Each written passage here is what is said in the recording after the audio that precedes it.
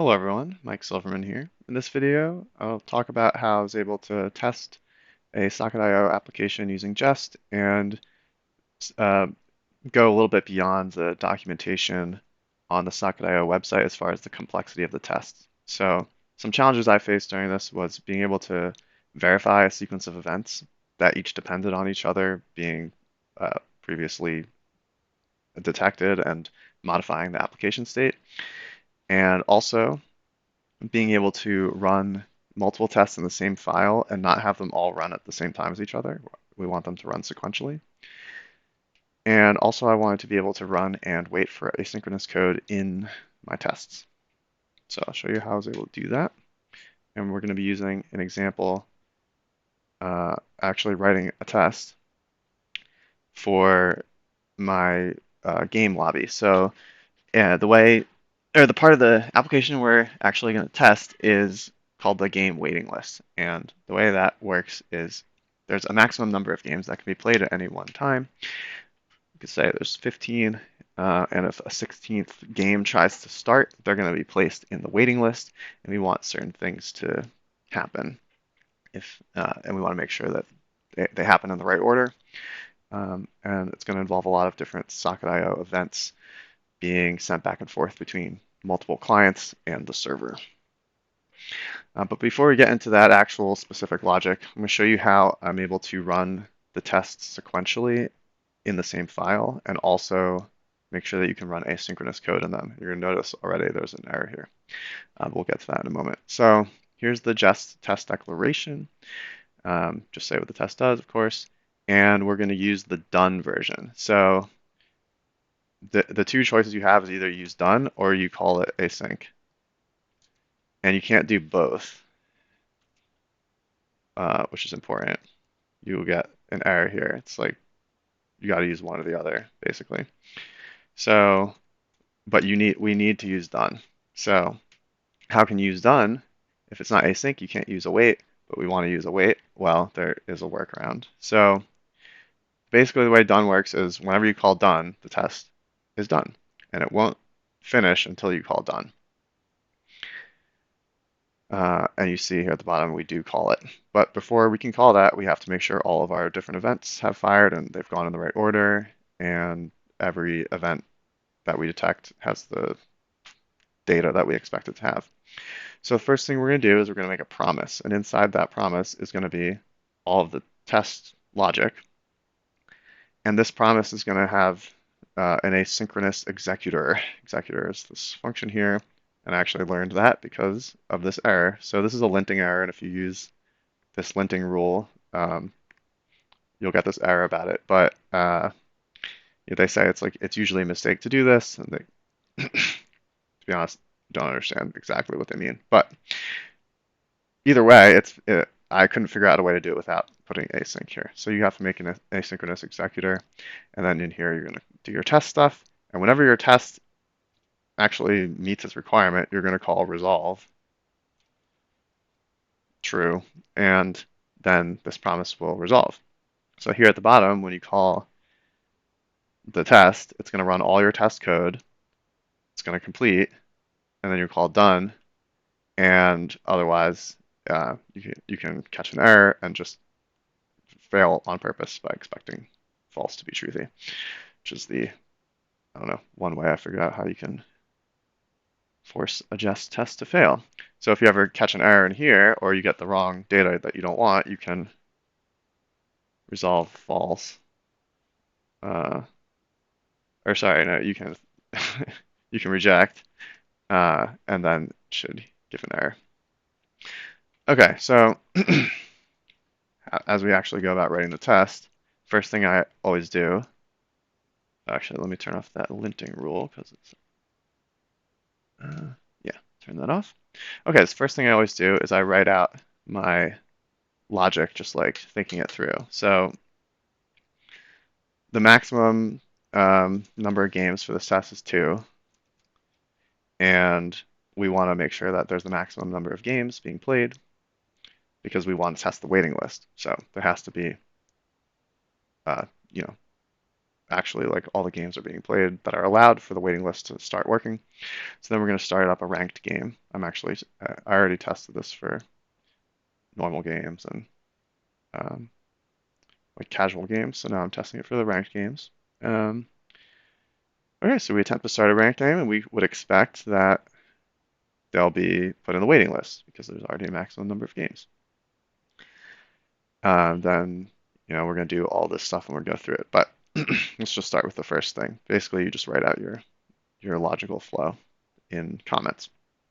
Okay, so we want to start two casual games. But before we can do that, we actually need to get some users in here. And I have a function for that. I'm just going to copy it from here.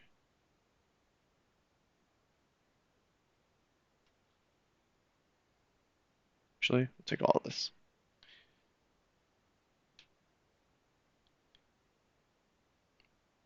Okay, so we're going to get some users here. I mean, this is like a function to create some users that are logged into my application, and it returns a bunch of sockets that are connected to my socket.io server. We're not going to get into the details of how that works, just know that I'm getting a bunch of clients that I can access by their username, and their username is just sliced off of their email in this array. So you can just create whoever you want, and they're going to be a bunch of just connected sockets to the server. And then on each of those sockets, I want to make sure that if there's an error message from the server, so we'll listen to that event, and I store all my events on this enum here, so string enum, because socket.io needs string named events. And then we're just going to get the error. So now if we get an error, we should see it logged in the Jest console when it runs. And I just object destructured a bunch of users here so I can start adding them to the game. So we need to start two casual games. You'll notice here we can await something, and this actually will work because we have the asynchronous promise executor here. So we're allowed to use await stuff, and it actually will wait before it does all this stuff. All right, so we need to put some users in games and start the games so that we can have those games and we can be at the maximum number of games. Okay, let us find the function that I made for that. Here we go. Yeah, I already did this earlier. I'll actually show you how this works though, because this is a nice way to make it a little more readable. Fortunately, the whole thing it's like never readable, and I really couldn't figure out a way to make it more readable besides some little things like this. Okay, so we want to put two client sockets into the game and start it twice. So we have two games going. Let's actually look at this because this is like a smaller demonstration of how this actually works. Okay, so here we're returning a new promise, so we can wait for this, or so we can call promise.all and get two games, and you don't have to wait for the first one, for the second one, they just go at the same time. All right, so in order for a game to start, a certain sequence of events have to happen, and they have to happen in a certain order. So to keep track of that, I have this events occurred object. So let's go down here. The way it kind of works is like from the bottom up, because first you need to register your events so that the sockets are listening for the events, and then you need to, at the bottom, after the events are registered, actually start doing the thing that they're listening for. So for that reason, the whole thing kind of like reads upside down. So you go to the bottom first. So the first thing you need to do to start a game is for someone to host a game. So the first socket that we pass to this promise is going to ask the server to host a game, and they just provide a game name. All right, so when a game is hosted, it puts that socket in the game, and it should event it should event them and emit. It should emit them an event that will give them like an update of their game room, and the game room is where they kind of like you can press ready, and eventually it actually starts your game. It's like a lobby game room. Okay, so we've already registered the listener for that, so we're listening for their current game room update. And if there's no data, that means they like left the game, so we don't need to do any more logic. and we're going to be getting this update like a lot of times, but we want to know about the first time they get it because that first time means that they hosted their game, and then we can proceed and check if the game has been hosted. Okay, so first we got to see, um, let's see. Okay, so right, so we're looking for them to have hosted it. Basically, as soon as we get this event, we know that they hosted the game as long as there is data. So what we also want to know is, did the second person join? So we want to look at events occurred. Did they join the game? And if they have not joined the game, then we're going to have the second socket try to join the game. Otherwise, we won't because you only want to join it one time. So they're going to join the game, and we're going to set that event to be true that they joined the game so that the next time this socket 1 gets the current game room update, which it could be multiple times that they get it, we're not going to try to join the game again. All right, so they're going to join the game. We set the event. Very nice. Okay, so that event was kind of the first event we're keeping track of. We didn't need to check the first one because uh, it basically it does happen, or like that's the first event that's going on anyway. So it sets off all the rest of them. Uh, right. Now the second client joined the game, and when the second client joins the game, they should be getting their current game room update as well because they joined the game. So we already registered that listener for them above. You can see how it kind of goes like from bottom to top. So we get their data. Once again, if there's no data, that would be like they left the game. So we don't need to care about this because the next thing we want to do is to get them to click ready. Because if they're both in the game and they both click ready, then the game will count down and then start. And that's the whole point of this function, is to start a game between two players. Okay, so first we look and see, did they already click ready? Because if they did already click ready and they click it again, then they're going to unready. You don't want that. You just want them to click it once. So uh, they emit that they click ready, and we keep track of the fact that they click ready is true so that we don't do it twice. And going back down here actually for a moment, the first socket is going to wait for them to join the room that they hosted themselves. They'll also click ready if they haven't clicked it already, which is, it works exactly the same as that, except we're keeping track of this person's fact that they clicked ready. Okay, so then, the way the logic works uh, in my application, if both people click ready, after a certain amount of time, it will start the game, and it'll start sending game packets. So once we know that one of these sockets has gotten game packets, we'll just put it on socket 1 because you could check for both of them and then like be sure that they both got the game packets, but I'm pretty sure they both got game packets because my other tests like have tested if games can start and be played and stuff. So cool. So we just wait for them to get their compressed game packet, and we say, um, you know, wait a minute.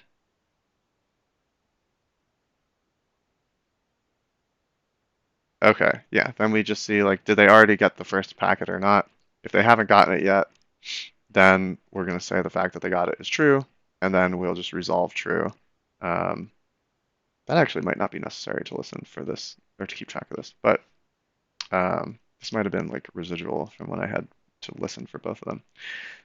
And then I decided I would just listen to one. But yeah, so basically the point of it is you resolve true once you get your compressed game packet, and then you know this game has been started. And the game will just continue until somebody disconnects from it because they're not like sending inputs or anything. They're not really playing. They're just sitting there in the game that started. Great. So we save that. So that's how that works. Going back to the main test, we see that we're going to set up 2 of those promises. We want to start a game between user 1, user 2, call it game 1, and then start a game between user 3, user 4, call it game 2. And we don't care in what order these actually start because the whole point of it is just to get 2 games to start. So if game 2 starts before game 1, it's not a problem for us in this instance. So what we'll just do is we'll wait for all of those promises to resolve, and then we'll know that 2 games have started. Cool. All right, so great. So now we want to do the next part, which is uh, attempt to start one ranked game. All right, so how can we start a ranked game? And this is where I have to refer to some other tests that I wrote about the matchmaking queue, where, right, so these are authenticated users. I think they can just, yeah, these are logged in users. Okay, so they got to, I mean, you kind of see how it works, but I guess we'll press onward. Um, Sorry, rank game. All right, well, here's where my talking will slow down as I actually have to think about some stuff. So yeah, bear with me. Enjoy the rest of this video as I actually start to think about programming while being on video. Let's see here.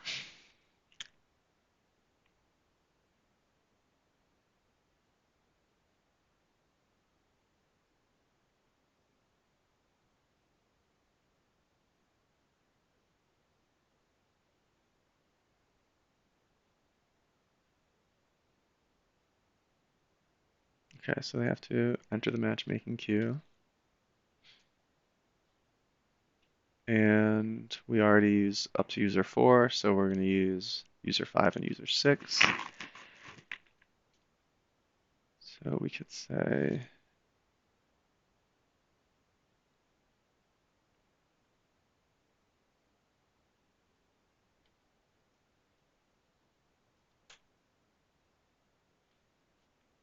all right, so this would put them in the queue and they should get matched after a moment.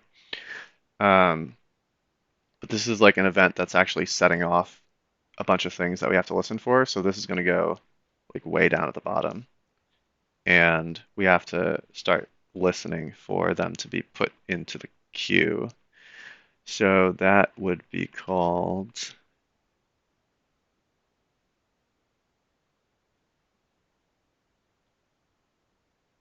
I mean, actually what we want to know is that they're put in the waiting list. So that is a different, that is this.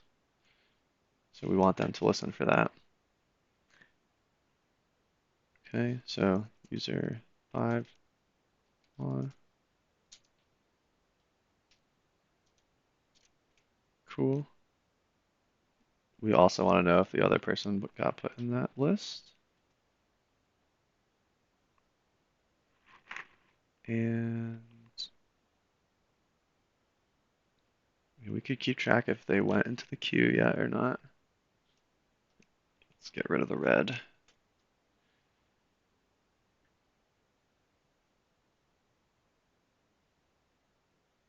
I mean, either way, we need to know if this event happened yet. So we're gonna start keeping track. So let's get our events occurred. And we want to say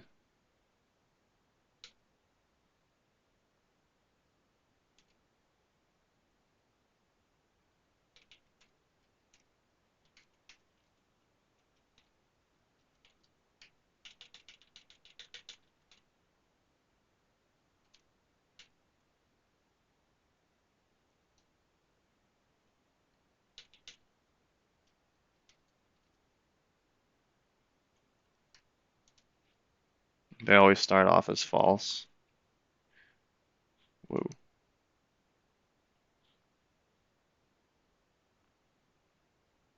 I mean, after being matched for ranked, we don't know if they started queuing up for ranked. So we can say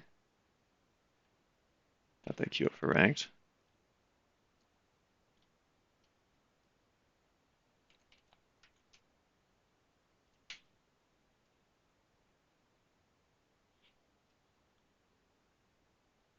And we could just say that after here.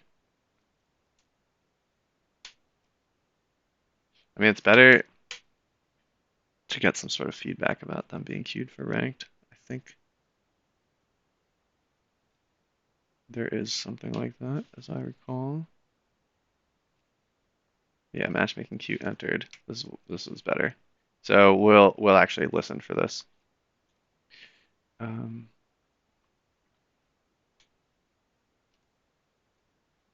what have I done? I pressed like page down or something.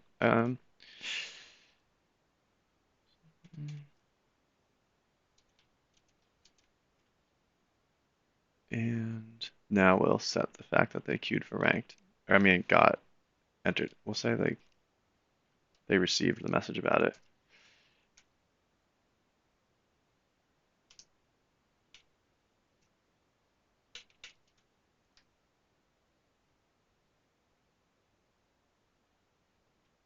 Yeah, that's good.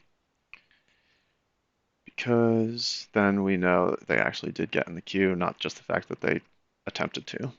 So,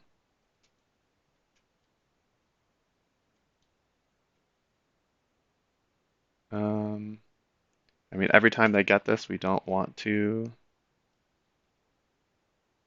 be setting that. We just really care about it the first time, at least for right now. Yep, we'll do the same for 6.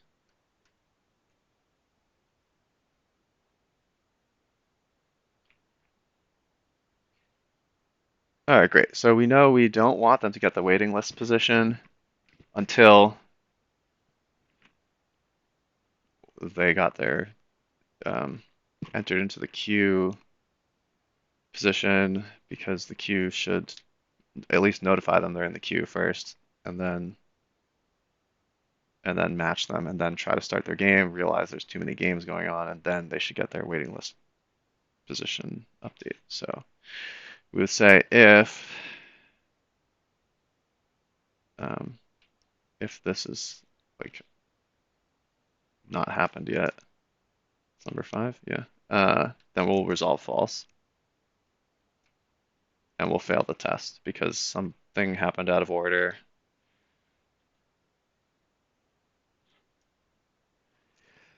Otherwise, we could say if this hasn't happened yet,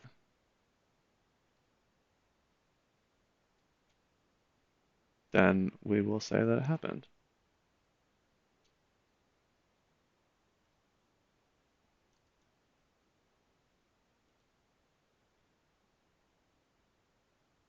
We want to check for both players too. Okay. And now that should be good, but now we need to remember what to do next, which is why we wrote that up first of all. Okay, we attempt to start one ranked game. That should do it. If they enter the ranked queue, they should start a ranked game, and they should receive their waiting list update. Yes. Um, I mean, they should be first in line. We could check for that. Um, we did kind of check that for previous tests. But, I mean, let's check it. Let's actually check it. Okay. So it will only run the first time they get it because as soon as it runs, we're going to set this to true. So it shouldn't happen more than once. So first time they get it, we will expect data to be 1 because they're first in line. They're the first ones to start the game. Save it over here.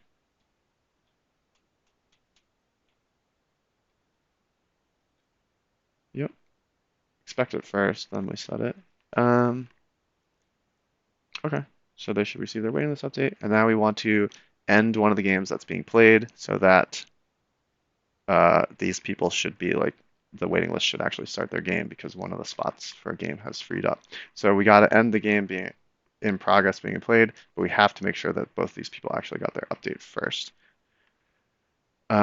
Okay, so that's where we can use this. So let's see. So if both of these people have got their list update,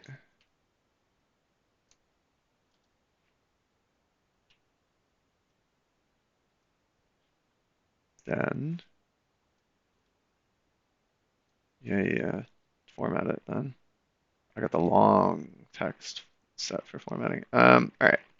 Then we will disconnect somebody who's playing a game. So user one would be fine.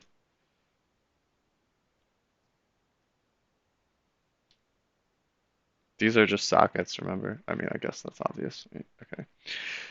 So just disconnect it. Whenever somebody disconnects in my application, their game will be ended. So uh, like after a countdown. All right. So this way, whoever like it doesn't matter who gets their waiting list update first, like and it will be random each time. But like if you get yours first here on user five, they'll be like, okay, I got mine.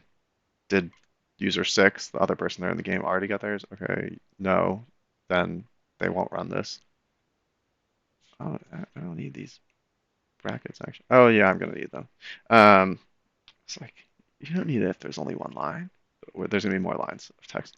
Okay, same for this one. Did they already get? Did user five already get it? You know, whoever goes second, these will both be true, and then we'll disconnect user one. Okay, so we disconnect uh, end one of the games in progress. So we got to keep track of that too. Um, so we would say first game, or it would say user.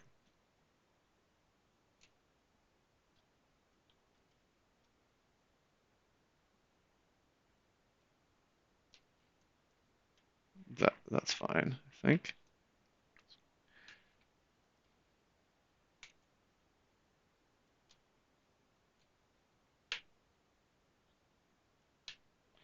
Okay, so that'll be true. And then we're gonna be expecting now that this ranked game should be started, right? And one of the games in progress, we just did that. Okay, ranked game players should have their game started. So you'll know their game is started if you recall from earlier when, not this one, um, I mean when they get their compressed game packet. Yeah. So we need to listen for this for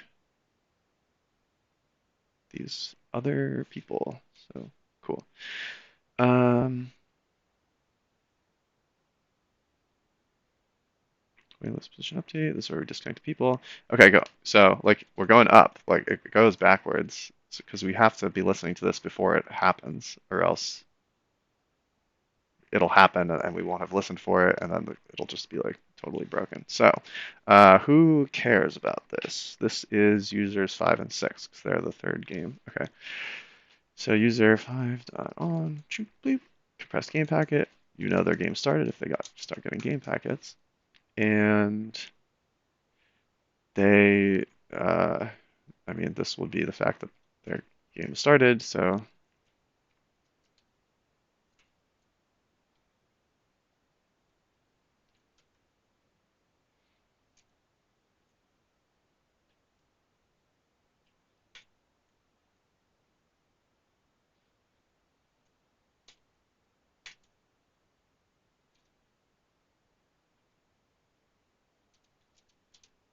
okay, then we'll say it's true.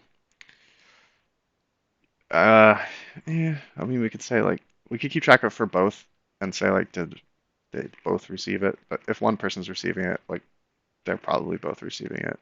And since we're not really testing like games being started functionality, we're testing the waiting list functionality. We can forego like doubling up on this, I think, like that with user six. So we'd say that it's been started. So I mean that's pretty good. And now what? So they would have been placed into their game. Ranked players have the game started. Then I wanted to get a little bit crazy here, I think, right? Okay, so I wanted to start another ranked game, and then Oh, right. Test the ability for people to unready. Because, like, if they're tired of waiting in the waiting list, they might want to be done waiting and just, like, quit. And if they quit the waiting list in front of some other people, those people should get their position increased. Okay, so we can now attempt to start another ranked game. And starting a ranked game works like this.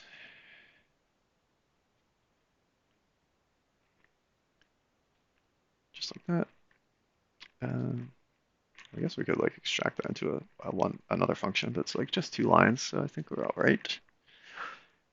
And okay, so like this, the first game packet they get, they say it's true, and now we can emit for the next people. The next people is 7 and 8, and actually I was looking ahead a little bit. We're going to need 2 more people here.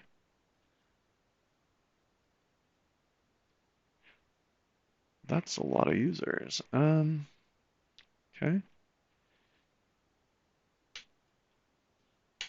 these people will join, and they're going to join the matchmaking queue, and once again, it goes up. So we need to put the listeners for these people to know that they entered the queue up there. Not this, this.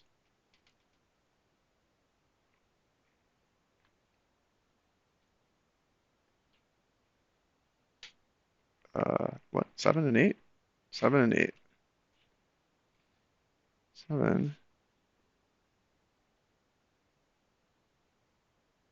Wait, there's more of these. Let's do it like that. Okay, 7. 8 doesn't exist. So we gotta declare it. Properties here.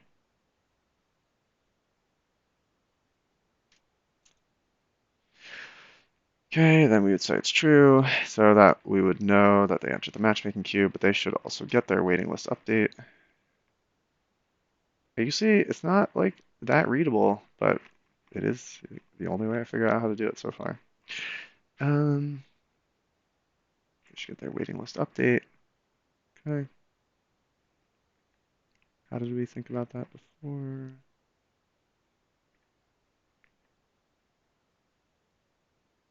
Like this. No, I mean, we could assume, we could probably just listen to one of these getting their update, because if one person's getting it, they're probably both getting it. We already checked for both of them here. So, yeah, why don't we do that? We just listen to one, just make it like a little bit less text here. So we listened for their game waiting list creation update, and if they have not entered the queue yet, then we would say, why are you in the waiting list? You haven't even gotten the factor in the queue, so we would fail the test. And then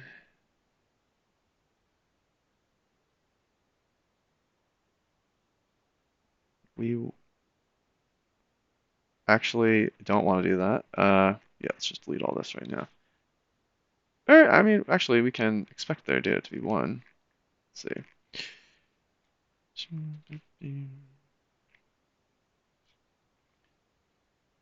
Let's think about this for a moment. Uh, they should be first in line now because that other game was started. So they should be the only people on the waiting list. But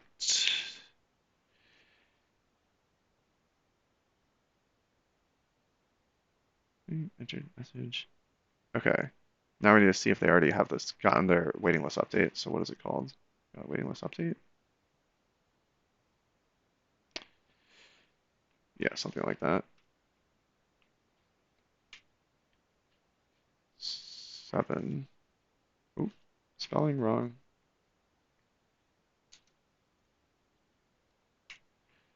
So we could say call this the 4th game.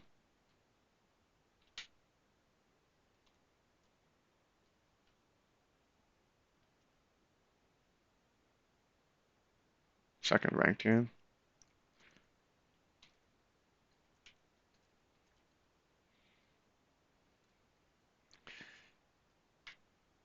Yeah, that's pretty much true. If that hasn't happened yet, then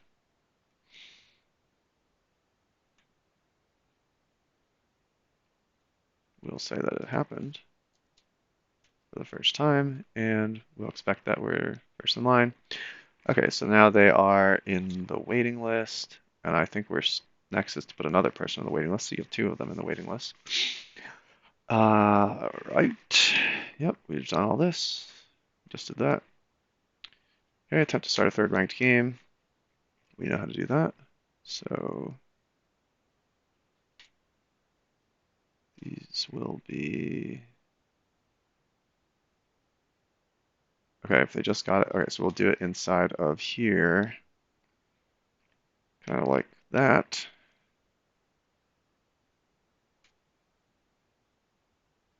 But this needs to be 9 and 10. They were never object destructured. That's why it's like that.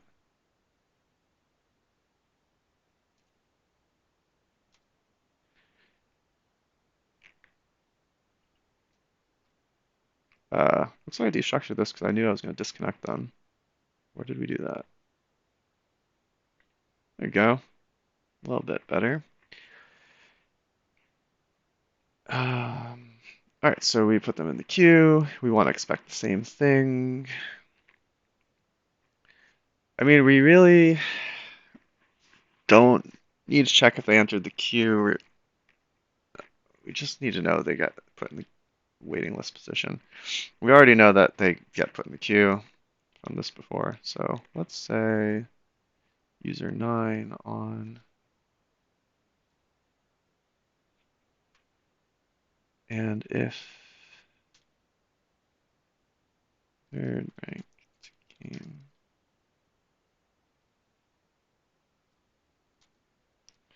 This hasn't happened yet. We know that it was now happened.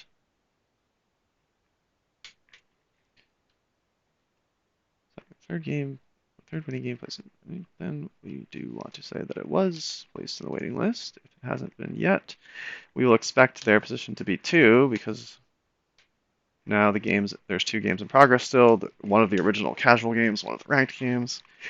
One person in the waiting list behind them. That's user 7 and 8. And now these are second person. Okay, and then we don't want to put them back in the queue. That was just what we did with the last people. So now Uh, now we want to unready one of these people. Let's just make sure. Time to start a third ranked game. They should get the waiting list update. Yes. Okay, the ranked player in the second game should unready. Unreadying should only be allowed in the waiting list, not if the game is counting down or any other status. Right, because the original way the matchmaking queue was like there was no waiting list, so you would just get matched, and why would you uh like unready? You're not supposed to be able to unready like as soon as you match. I don't know. I mean, I do know, but I don't know how to explain that better in this moment. Okay, so the ranked player in the second ranked game should unready. Okay, so actually I'm gonna take a break for a moment, or a break from like just grinding out these because what we haven't even like looked at our test output, and I bet you it's like all crangled. Um, First of all, when testing it like this, you got a bunch of tests in the same file. Just comment these other ones out. We will put them back together to make sure they all work together, but I don't want to wait for them to complete to test this one. I already like see one of them is failed. One failed, two failed.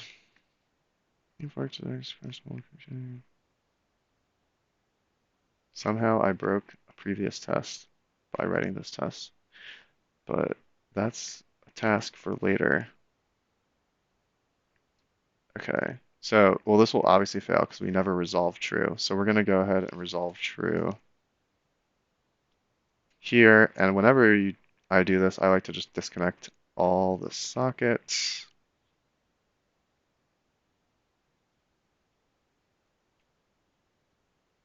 like this.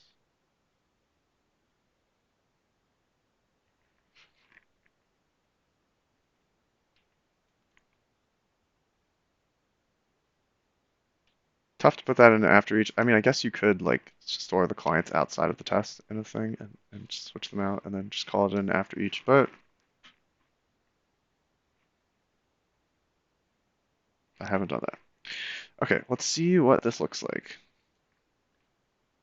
Can we increase the size for your benefit? Here we go. Things are happening. Waiting list. Oh my gosh, it actually passed. Let's look at the logs though. Let's see what we got going on here before we continue here. Okay, so we create these two games. You see it created them out of order. So like that was back when we were calling, show you, promise all on here, game one and game two. So yeah, it doesn't matter what order they get created in. So game one is created, game two is created, or game two is created first, and game one is created. Users join the game, start the game countdown because they both click ready. The game physics started, so you know that the game started. Okay, cool. Then, wait, what? Why does it say runs there? I think this is like a, hold on, let's just rerun that. That looked weird. I think it's because I was like changing the font size at the same time as it was running.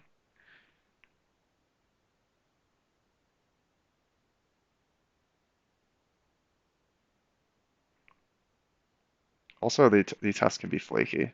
There's a lot of flakiness when I was engineering this process. Usually having to do with the server state or like the application state being modified from previous tests. So you got to be like real, say stringent is not the word, but like strict or like really like tear down everything in the after each or the before each, probably the before each. Um, I mean, that's beyond the scope of this video. There's like a lot of stuff here, but yeah, all right. Just that is a potential thing you might face as your application state is polluted from previous tests. So make sure that you think about that. If you're getting flaky tests, where's the console? I usually put it over here, that's why. All right. Now let's look at the logs like we wanted to. Game one got created first this time. See? Yeah, same. Sometimes one, sometimes two. They add to the list.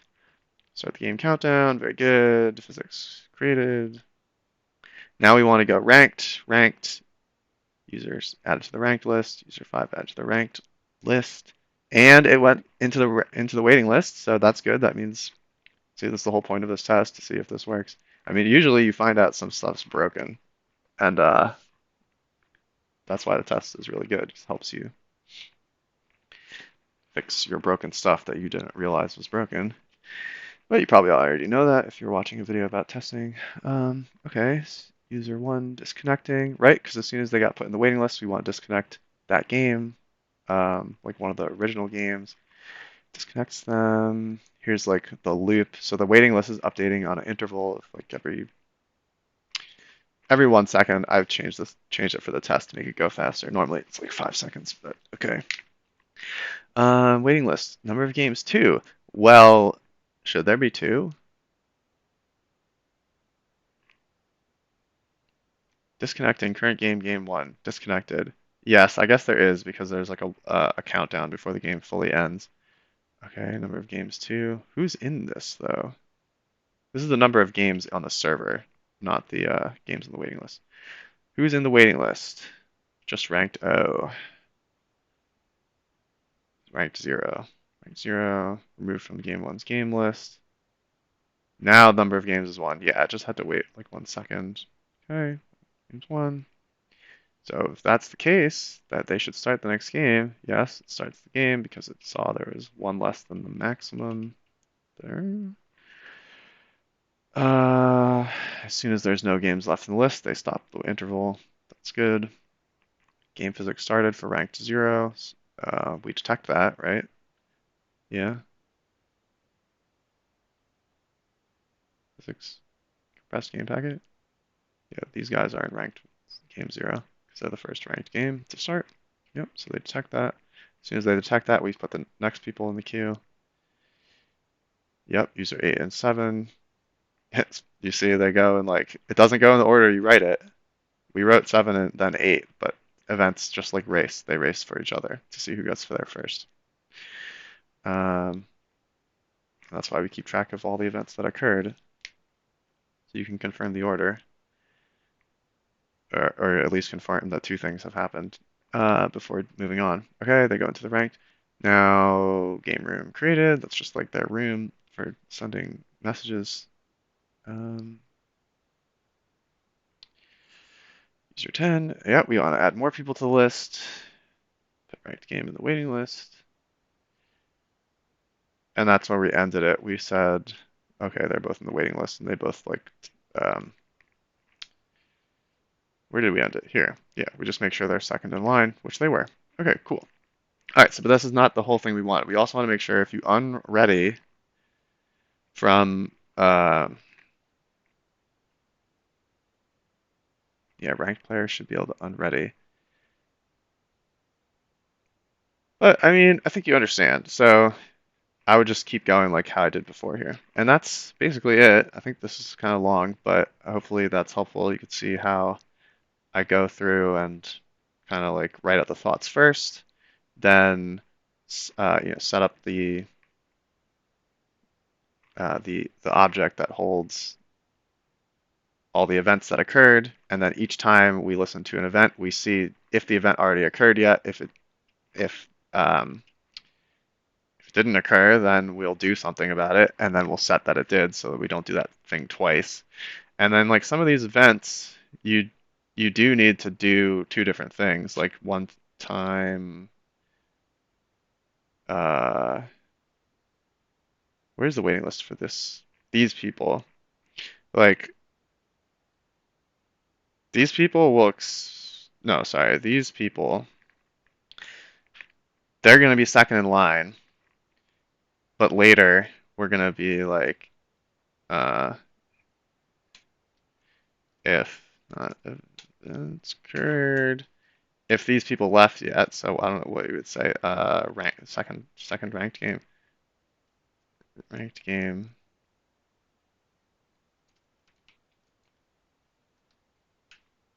player in, or if they did unready. I mean, yeah, then you would expect.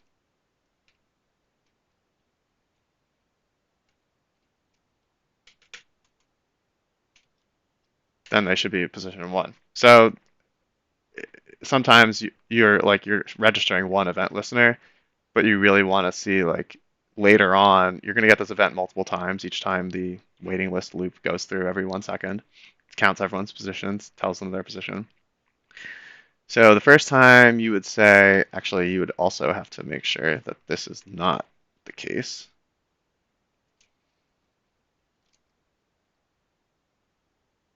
If you're going to check this, because if this is the case, like, I mean, this already would have happened in the past, and then you get the event again, and it's like, yeah, it happened in the past, that's fine.